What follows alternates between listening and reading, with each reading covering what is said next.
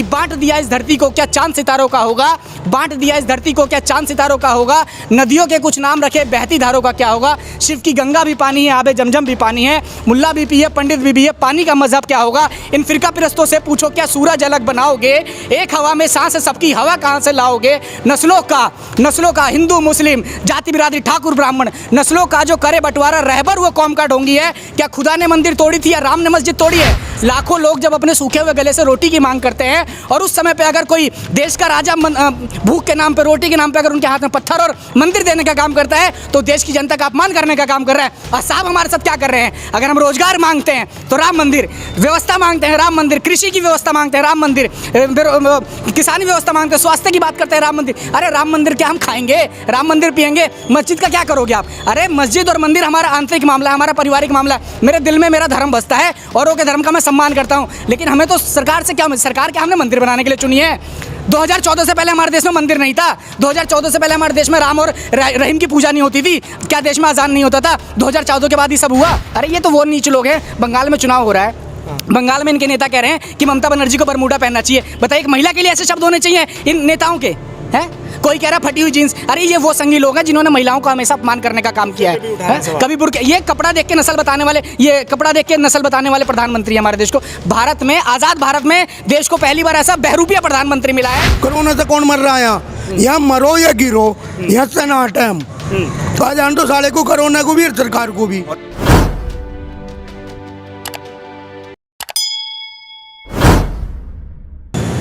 Corona virus के बढ़ते मामलात, दिल्ली में तकरीबन 1500 से ज़्यादा केस एक दिन में कोरोना के बढ़ रहे हैं। आशंका ये लगाई जा रही है कि दिल्ली में लॉकडाउन लग सकता है और ख़ास तौर से उत्तर प्रदेश में भी लॉकडाउन लग सकता है। ऐसे में सवाल ये है कि अब किसान आंदोलन में क्या होने वाला है, क्या इस खबर का, इन हालात का कोई असर किसान आंदोलन पर पड़ेगा या नहीं। इसी मुद्दे पर आज मेरे साथ बातचीत करने के लिए बड़ी तादाद में तमाम किसान मौजूद हैं। इन्हीं से इस पूरे मुद्दे पर बातचीत करेंगे। सबसे पहले आप ये बताइए कि लॉकडाउन लगने की आशंका जताई जा रही है, लॉकडाउन लग सकता है, क्या किसान आंदोलन पर इसका कोई फ़र्क पड़ेगा। क्योंकि पहले हम देख चुके हैं कि लॉकडाउन के ही ज़रिए निशाने कई आंदोलनों पर साधे गए हैं। देखिए कोरोना कहीं नहीं है। जब कोरोना बंगाल में नहीं है तो कोरोना दिल्ली में भी, गाजियाबाद में, उत्तर प्रदेश में नहीं है। जो कोरोना है, जो कर्फ्यू लगाने का काम कर रही है, चाहते ही इस आंदोलन को ख़त्म किया जाए। जहाँ जहाँ हमारे किसान नेता आंदोलन करने के काम कर रहे हैं, वो अपनी मीटिंग करने का काम कर रहे हैं, पंचायती करने का काम कर रहे हैं, वहाँ ये पहले से कर्फ्यू लगाने का काम कर रहे हैं, हमारे किसान नेताओं को गिरफ्तार करने का काम कर रहे हैं, उन पर दबाव देने का काम कर रहे हैं। कोरोना का नाम इसलिए उठाया जा रहा है ताकि चाहते हैं किसी तरीके से आंदोलन खत्म किया जाए, चाहे धारा 144 लगा के या किसी भी जरिए आंदोलन को किसी तरीके से खत्म करके जिनका काला कानून है इसे लागू करने का काम करिए। लेकिन अभी कुछ दिन पहले, 2-3 दिन पहले हमारे साहब ने हमें पूरी तरीके से आश्वस्त कर दिया कि जो सरकार है, जो सरकार की मंशा है, इन्हें लगता है कि कोरोना के दौरान लॉकडाउन लगा के किसानों को अपने अपने गांव भेज देंगे, अपने दिल्ली का बॉर्डर खाली करा देंगे।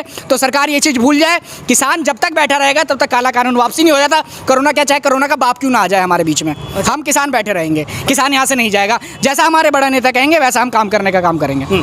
आपको भी यही लगता है? लेकिन कोरोना के बढ़ते मामलात तो हैं ना, कोरोना तो बढ़ रहा है। कहीं है भी कोरोना, हमें तो दिखा ना कोरोना, हमें तो लोग का पा ना कोरोना कहाँ है कोरोना, ना कोई बुखार आया ना कोई मरा कोरोना तय, और ना हम मानना इस कोरोना को क्या है कोरोना। झूठे है और क्या सच्चे है, ये झूठे है। क्यों है ये झूठ, क्यों है झूठ? जो सरकार बना रही झूठ, या सरकार बना रही झूठ इसको कोरोना को। हाँ, किसान का एक कभी कोरोना होया कभी भी, आज लो बिना ना होगा भी ना, गारंटी ले हम इस चीज़ की, एक कभी कोरोना ना हो जो। अच्छा, हाँ, आपके यहाँ किसी किसान को कोरोना नहीं होगा, ये गारंटी लेते हैं आप? गारंटी ले हम गारंटी ले, सरकार को चेतावनी दे तो हम जिम्मेवार होंगे जो हम कोरोना था मर गया कोई। अच्छा, हाँ, आप खुद जिम्मेदार? हाँ, हम खुद जिम्मेदार होंगे। लेकिन सरकार की भी जिम्मेदारी है ना कि वो लॉकडाउन वगैरह लगा के और फिर आपको घर भेज दे। सरकार जिम्मेवारी लेती थी, वो काम ना होता मर गया। सरकार जिम्मेवारी क्या ले रही, खुद भी जिम्मेवारी ले रही सरकार, तो भका रही हमें। अच्छा, हाँ, नो भकाए मैं ना आवे बिल्कुल भी। हाँ, बहकाया जा रहा है आपको? हाँ, और बहकाया जा रहा खूब। हाँ, जहाँ इनकी रैलियाँ चल रही, बीजेपी का तो कहीं भी कुछ चल रहा, वहाँ कोरोना नहीं, यहाँ दिल्ली में कोरोना आ गया।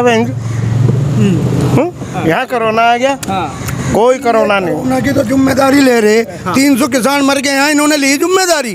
कोरोना से कौन मर रहा है यहाँ मरो या गिरो, यहाँ सन्नाट है हम। तो जान तो साले को, कोरोना को भी और सरकार को भी। और लॉकडाउन लॉकडाउन पड़ी लग जाओ, लॉकडाउन हमारे लिए ना लॉकडाउन कुछ अब हम ना मान रहे। लॉकडाउन में क्या होता है, असल में सब चीज़ बंद हो जाती है और फिर घर से निकलने को नहीं कहा जाता, घर में रहिए। यहाँ पड़े हम, घर से काहे को निकल रहे हैं, हम तो यहाँ पड़े, तो घर में रह रहे हैं, यहाँ रह रहे। आपको घर भेजा घर काहे को बेचेंगे, यूं ही घर है हमारा, यूं ही घर है। और घर, ये घर नहीं बन रहे, दिख रहे तो ये क्या है, ये हमारा घर भी है और घर का है। हमारे घर में तो कौन काटता, किसकी हिम्मत है काट कर दिखाइए? बिल्कुल भी काट कर नहीं दिखा सकते किसी कीमत पे भी। ये तो टेंट बना रखे हैं आपने। टेंट घर आ गए हमारे, टेंट झोपड़ी के किसान, झोपड़ी में ये होते हैं किसानों के। हाँ, और हमारे कहाँ इतने हम कौन सा कोठी और बंगले बनाओगे यहाँ? बताइए भैया, किसान जो अगर साहब कहेंगे हम सोशल डिस्टेंस का यही पालन करेंगे। किसान की झोपड़ी किसान का घर है, हमारे घर ऊपर बन चुके हैं, आप जाके देखिए। और हम यही अपनी झोपड़ी थोड़ी थोड़ी दूर पे बनाने का काम करेंगे अगर ये सोशल डिस्टेंस लगाते हैं। ये इतने नीच लोग हैं, कोरोना के दौरान इसी गाजीपुर बॉर्डर पर मैंने खाना खिलाने का काम किया, हजारों की संख्या में रोज बच्चे, बूढ़े, औरतों का गर्भपात तक हो गया पैदल चलते चलते, लेकिन साहब सरकार का एक नुमाइंदा ने एक रोटी देने का काम नहीं किया। बड़ी मुश्किल से बिहार पूर्वांचल के लोग, मध्य प्रदेश के लोग, जो लेबर लोग हैं, वो शहरों में आके दोबारा अपना रोटी पानी की व्यवस्था करने का काम कर रहे हैं। जब जीवन दोबारा सुधरने का काम कर रही है तो सरकार चाहती है कि जनता मर जाए, ये चाहती है जनता गरीब हो जाए। क्योंकि ऐसा मैंने पढ़ा है कि जब तक 95% देश की जनता गरीब नहीं हो जाती तब तक ये लोग शासन करने का काम नहीं करते। ये चाहते नहीं कि देश की जनता जिंदा रहे। ये कोरोना लगा के दोबारा उनके घर भेजना चाहेंगे, जनता की दुर्गति हो, जनता मर जाए और ये किसानों का जो ये अपने अपने घर वापसी हो जाए। लेकिन किसान समझ चुका है, देश की जनता समझ चुकी है, कोरोना कहीं नहीं। 4 महीने से मैं इस आंदोलन में आ रहा हूँ। कोरोना काल में भी मैंने लोगों को खाना खिलाया, मुझे क्यों नहीं कोरोना हो गया है? क्यों नहीं हो गया? इतने बाबा बैठे हैं, 80-80 साल के बाबा बैठे, 92-92 साल के बाबा यहाँ पे रहे हैं, 100-100 साल के बाबा हमारे बीच रहे हैं और लगातार 3-3 महीने तक इस टेंट में उन्होंने सोने का काम किया, जाड़ों में रहने का काम किया। उन्हें कोरोना क्यों नहीं हुआ? अरे हमें तो नजला भी नहीं हुआ, कोरोना तो बहुत दूर की बात है? हम इनकी तरह मुख्यमंत्री तीरथ सिंह रावत की तरह थोड़ा ना उल्टे सीधे बयान देके अपने आप को घर में बंद कर लें। अरे ये तो वो नीच लोग हैं। बंगाल में चुनाव हो रहा है, बंगाल में इनके नेता कह रहे हैं कि ममता बनर्जी को बरमूडा पहनना चाहिए। बताइए, एक महिला के लिए ऐसे शब्द होने चाहिए इन नेताओं के? हैं? कोई कह रहा फटी हुई जींस। अरे ये वो संगी लोग हैं जिन्होंने महिलाओं का हमेशा अपमान करने का काम किया है। कभी बुरके, ये कपड़ा देख के नस्ल बताने वाले, ये कपड़ा देख के नस्ल बताने वाले प्रधानमंत्री हमारे देश को, भारत में, आजाद भारत में देश को पहली बार ऐसा बहरूपिया प्रधानमंत्री मिला है जो जगह जगह पे अपनी जाके भेषभूषा बदलने का काम करता है और अपनी माँ, देश का कोई अगर पागल भी होगा ना तो वो भी अपनी 80 साल की माँ को अपने प्रचार के लिए बैंक की लाइन में नहीं लगाएगा। समझ रहे हैं आप? तो ये तो प्रचार मंत्री हैं, प्रधानमंत्री नहीं है। ये वो प्रचार मंत्री हैं जो अपने घर के लोगों को अपने प्रचार के लिए रोड पर उतारने का काम करें। आपका क्या कहना है, कोरोना वायरस है या नहीं है या साजिश है, क्या कहना है? हम इसलिए कहना चाहते हैं कि प्रधानमंत्री से कोरोना तो हमारे को तो महसूस हुआ ही नहीं। जो 2 महीने इन्होंने लॉकडाउन लगाया था, उससे बड़ा लॉकडाउन तो 3 महीने जो लॉकडाउन इन्होंने लगाया था, उससे बड़ा लॉकडाउन आज तक ना तो हमारे पिताजी ने देखा, ना हमारे बाबा ने देखा, ना दादा ने देखा और ना हम देख सकेंगे। लॉकडाउन में नौकरी और इनकी चली गई, इनका कोरोना नहीं हुआ लेकिन इनकी नौकरी चली गई। जितने गरीब आदमियों को इन्होंने देश से भगाने का काम किया, जो पैदल अपने अपने घर गए हैं, बहन बेटियों पे लाठी बरसाने का काम करा इन्होंने लाठी बरसाने का काम किया। आपको लगता है कि अगर दोबारा लॉकडाउन होता है तो हालात वैसे ही बनेंगे? नहीं, वैसे इनकी तरफ से तो बनेंगे क्योंकि इनको झूठ बोलने की आदत है। मरकस वाले को जानते हैं ना, मरकस वाले बाबा का नाम आया था तो मौलाना साद के। और अगर उनको निकालने के लिए इन्होंने पूर्व बिहार का आदमी इसी रास्ते से ऐसे निकाला था, इसी रास्ते से निकाला था, लेकिन गिनती में मरने वालों की बहुत कम थी, तो लाखों हजारों आदमी यहाँ इसी बॉर्डर से, गाजीपुर से निकला। हमें तो कोई इतना मरदा हुआ दिखाई दिया ही नहीं। ये इन्हीं का खुद का बनाया हुआ प्लानिंग था। कि मरकज का भी एक ठीकरा फोड़ा गया था, उनकी कोई गलती नहीं थी? कोई गलती नहीं, मेरे को तो गलती लगी नहीं। अगर गलती होती तो मर गए होते वो सारे, अब तक वो क्यों नहीं मरे? अगर उन्हें कोरोना था, कहाँ है, कहाँ गए, उनका कभी चर्चा नहीं आता। शो बड़ा मीडिया दिखा ही नहीं रहा। इसके साथ साथ तो दीप सिद्धू को भी कोरोना है, वो कोरोना हो गया, उसे भी नहीं दिखा रहे। क्यों नहीं दिखा रहे? कहाँ मर गए 26 जनवरी का जो उग्रवादी था? कहाँ मर गया प्रदेश का प्रधानमंत्री? और कहाँ मर गए अमित शाह जी, जो आज की डेट में उनके ऊपर चर्चा करने के लिए उतावले भी नहीं होते, ये टीवी वाले भी नहीं हो रहे। मैं फिर पुनः आपका बहुत धन्यवाद करता हूं कि आप लोग हमारे लोगों को कोरोना के बारे में हमसे पूछना चाहा और हम बता रहे हैं। जिनके अंदर ह्यूमैनिटी पावर है, किसान के अंदर पावर है, तो हमें कुछ भी नहीं हो सकता। जो छोटा सा फ्लू था, जिसे अगर आप उसमें चेक करोगे, ट्यूब में डालोगे तो आपको हल्का सा नज़र आएगा, एक वो चीज़ है। इससे ज़्यादा इन्होंने एक बहुत बड़ी बात कही है। मरकज़ का मामला सामने आया था और तमाम मीडिया चैनल्स ने उसको बहुत बढ़ चढ़ के उठाया भी था और इल्ज़ामों का सिलसिला भी शुरू हो गया था। यहीं से मेरा एक सवाल है, क्या आपको भी ऐसा लगता है कि मरकज़ का मामला जो आया था उस पे सीधे तौर पर एक कम्युनिटी को और मौलाना साद वगैरह को इनको टारगेट करने की कोशिश हुई थी, कोरोना को भी इस्तेमाल किया गया था इसमें, और ऐसा ही कुछ अब होने वाला है। देखिए साहब, ये लोग देश को तोड़ने वाले लोग हैं। इन्होंने कभी देश को जोड़ने का काम नहीं किया। इन्होंने सिर्फ डिवाइड एंड रूल करने का काम किया। इन्हें पता है जब तक देश तोड़ेगा नहीं, और धार्मिक आधार पे ये लोग तोड़ने का काम करते हैं। कभी तबलीगी जमात के नाम पे, कभी इन्होंने हिंदू मुस्लिम किया, और इसी आंदोलन में इन्होंने हिंदू और सिख करने का भी काम किया, जो इनका चला नहीं। समझ रहे हैं आप? ये कभी ना सिर्फ टारगेट करने का काम करते हैं। कभी जाति के नाम पे हमें लड़ाने का काम करेंगे, कभी धर्म के नाम पे लड़ाने का काम करेंगे। लेकिन देश की जनता समझ रही है। इनके लिए मैं सिर्फ एक ही बात कहना चाहूंगा कि बांट दिया इस धरती को क्या चांद सितारों का होगा, बांट दिया इस धरती को क्या चांद सितारों का होगा। नदियों के कुछ नाम रखे, बहती धारों का क्या होगा। शिव की गंगा भी पानी है, आबे जमजम भी पानी है, मुल्ला भी पिए, पंडित भी है, पानी का मजहब क्या होगा। इन फिरका परस्तों से पूछो क्या सूरज अलग बनाओगे, एक हवा में सांस सबकी हवा कहां से लाओगे। नस्लों का हिंदू मुस्लिम जाति बिरादरी ठाकुर ब्राह्मण, नस्लों का जो करे बंटवारा रहबर वो कौम का ढोंगी है। क्या खुदा ने मंदिर तोड़ी थी या राम ने मस्जिद तोड़ी है। साहब, ये हिंदू मुस्लिम के नाम पे ये इतना दंगा कराने का काम करते हैं। विवेकानंद की इन्होंने चरित्र हत्या करने का काम किया है। कहता है कि विवेकानंद ने कहा है कि खुद को पहचानो, हम हिंदू हैं। अरे विवेकानंद ने तो 1893 में जब शिकागो में धर्म संसद हुआ था, तब भी उन्होंने बात कही थी कि पूरब के लोगों को धर्म की जरूरत नहीं है, रोटी की जरूरत है। लाखों लोग जब अपने सूखे हुए गले से रोटी की मांग करते हैं, और उस समय पे अगर कोई देश का राजा भूख के नाम पे, रोटी के नाम पे अगर उनके हाथ में पत्थर और मंदिर देने का काम करता है, तो देश की जनता का अपमान करने का काम कर रहा है। और साहब हमारे साथ क्या कर रहे हैं? अगर हम रोजगार मांगते हैं तो राम मंदिर, व्यवस्था मांगते हैं राम मंदिर, कृषि की व्यवस्था मांगते हैं राम मंदिर, किसानी व्यवस्था मांगते हैं, स्वास्थ्य की बात करते हैं राम मंदिर। अरे राम मंदिर क्या हम खाएंगे? राम मंदिर पिएंगे? मस्जिद का क्या करोगे आप? अरे मस्जिद और मंदिर हमारा आंतरिक मामला है, हमारा पारिवारिक मामला है। मेरे दिल में मेरा धर्म बसता है, औरों के धर्म का मैं सम्मान करता हूँ। लेकिन हमें तो सरकार से क्या, सरकार क्या हमने मंदिर बनाने के लिए चुनी है? 2014 से पहले हमारे देश में मंदिर नहीं था। 2014 से पहले हमारे देश में राम और रहीम की पूजा नहीं होती थी। क्या देश में अजान नहीं होता था? 2014 के बाद ही सब हुआ। अरे इन्होंने हमेशा तोड़ने का काम किया है। ये हर तरीके से, किसी तरीके से इन्हें शासन करना है, चाहे देश में आग लग जाए, इनकी कुर्सी बची रहे। और ये सिर्फ पूंजीपतियों की सरकार बनाने के लिए है। जो देश का प्रधानमंत्री है, ये अडानी और अंबानी के लिए प्रधानमंत्री है। जो प्रधानमंत्री 2014 में अडानी के जहाज में शपथ लेने आए हो प्रधानमंत्री पद का, तो वो तो काम अडानी के लिए करेगा, देश की जनता के लिए करेगा क्या? आज ये निजीकरण की बात कर रहे हैं, कह रहे बैंक का निजीकरण होना चाहिए। आपने देखा पिछले साल मुसलमान सड़कों पे था, लॉकडाउन में युवा सड़कों पर आए, इन्होंने लाठी डंडे मारने का काम किया, महिलाएं सड़क पे रहीं, हर जाति और हर धर्म के लोग सड़क पे रहे।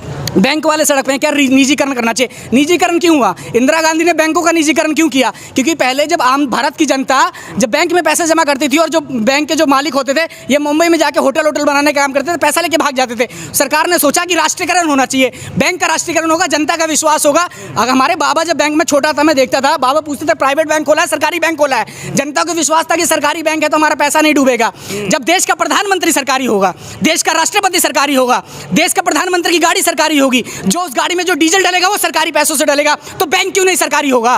क्यों हमारे बैंक का निजीकरण करने का काम करें? जो 70 साल का जतन इन्होंने 6 साल में पतन करने का काम किया।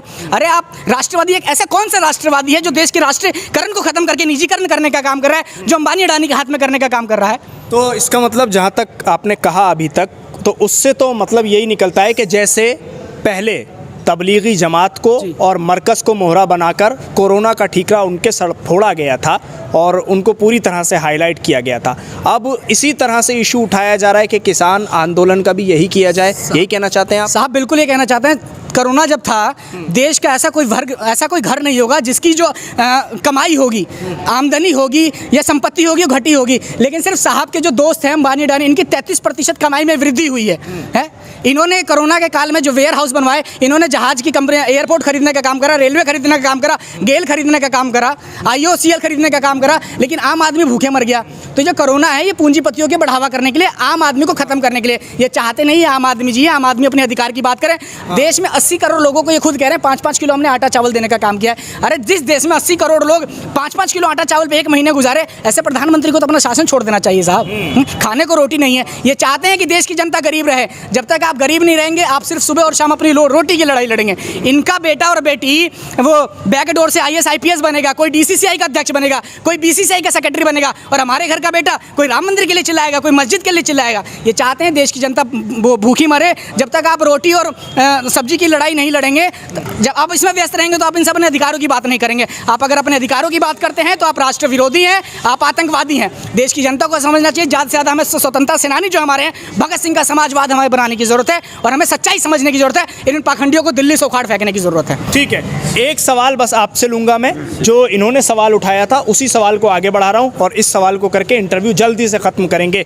आप ये बताइए, क्या आपके साथ भी यही होने वाला है? आशंका आपको भी ये लग रही है कि जो मरकज़ में हुआ था वही अब आपके साथ होने वाला है? वो बिल्कुल वही हो रही, वही स्थिति पर तारते हम तो वही स्थिति कर रखी न, उसी दौर के कारण गुजर रहे हम भी। मालूम है क्या? हाँ, हमें तो इतना याद तो रखी नहीं, पर उसी दौर पर चला रहे आयु। अब वही काम करते, वो काम होने का नहीं जा, उस काम को होने नहीं देंगे हम, मर जाएंगे, लाल सड़क कर देंगे खून से अपनी, पर इस काम को नहीं होने देंगे। हाँ ठीक है, आप बताइए जल्दी से। मैं वही ये होने वाला है जो मरकज़ में जो हुआ था, उसी स्टाइल से मुद्दा वही है और ये वही काम करना चाहते हैं। ये दुनिया को अनपढ़ बनाना चाहते हैं कि ते अनपढ़ शिक्षा के ऊपर ले लो। अभी स्कूल बंद करने जा रहे हैं, कत्ती मार से बंद कर देंगे, ताकि जो देश की जनता के बच्चे जो आने वाले हैं ये अनपढ़ रह जाएंगे। और अनपढ़ रहने के कारण क्या होगा? सिर्फ हम राम मंदिर मुद्दा में रह जाएंगे, गुरुद्वारा में रह जाएंगे? नहीं, हमने आगे बढ़ना है। लेकिन हम मोदी जी से कहते हैं कि हमें बेवजह मत डराओ। सुशांत सिंह का लेके तुम लोगों ने 3 महीने की करी, एक बाराकोटा में जो 42 शहीद हुए थे फौजी, उनकी CBI जांच नहीं हुई। 3 महीने तक बड़े चैनल वालों ने सुशांत सिंह करा केवल, लेकिन फौजियों की, हमारे देश की सेना किसान का बेटा शहीद हो गया, उसके ऊपर पुलवामा में हुआ था वो कांड, और से इनको RDX 350 किलो और उसी बस में लगती है जो बुलेट प्रूफ बस नहीं थी, और बीच में आके उसकी CBI जांच नहीं होने देंगे ये लोग। ठीक है, बहुत बहुत शुक्रिया आप तमाम लोगों का जुड़ने के लिए, बात करने के लिए। तो तमाम किसानों का जो कहना है वो एक ही है कि कोरोना हो, लॉकडाउन हो या कुछ भी हो, किसान आंदोलन ख़त्म नहीं होगा। जब तक तीनों कानून वापसी नहीं, तब तक घर वापसी नहीं।